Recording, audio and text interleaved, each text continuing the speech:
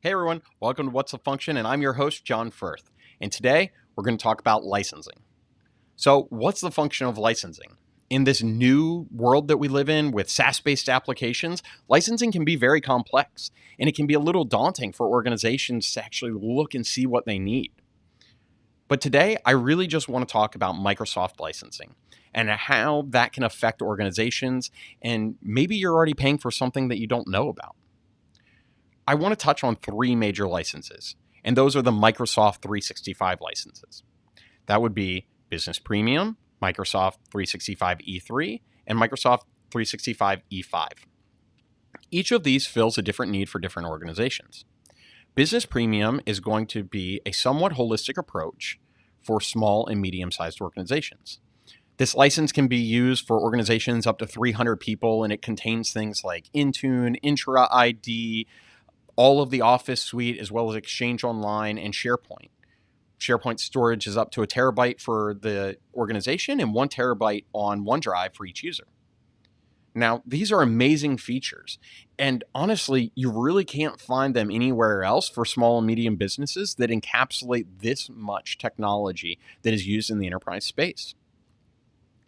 But if you need a little bit more robust technology, you can move up to the E3 package. Now, the E in this stands for enterprise, and generally this is going to be for organizations that are a little bit further along in their journey, or they just have additional security or different needs. Now, the E3 and E5 are very similar, and really you have to look at details to tell the difference. But it does have two major differences. One is going to be that E5 contains team phone system licensing. That means that if you just add in something simple like a calling plan or a pay-as-you-go plan, your users can be up on a VoIP system in a matter of minutes. It also contains Power BI Pro.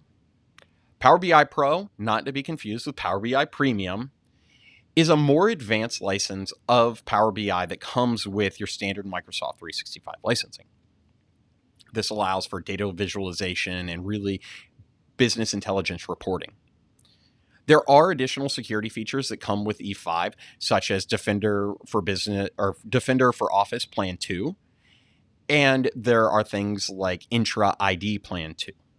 I don't want to dive into the details of these plans because it can get a little cumbersome, but the easiest way to think about these three plans is small business goes to Business Premium, medium business, you look at what Business Premium includes, and you compare that to E5, and you decide which one is better. Now, if you're over 300 users, you automatically are going to go over to the E3 package.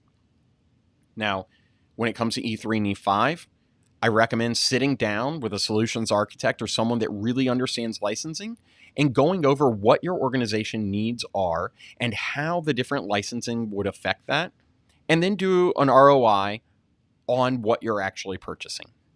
Licensing purchases are long-term now. Since the new commerce experience, we now purchase in years.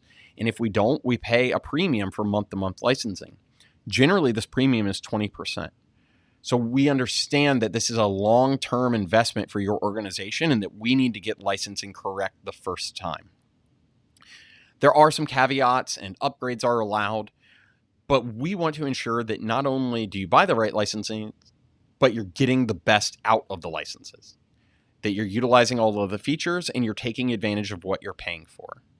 If you need help with that, we have a great team of solutions architects here at FSI Strategies, as well as some of our engineers that are more than willing to reach out and help out with your licensing needs.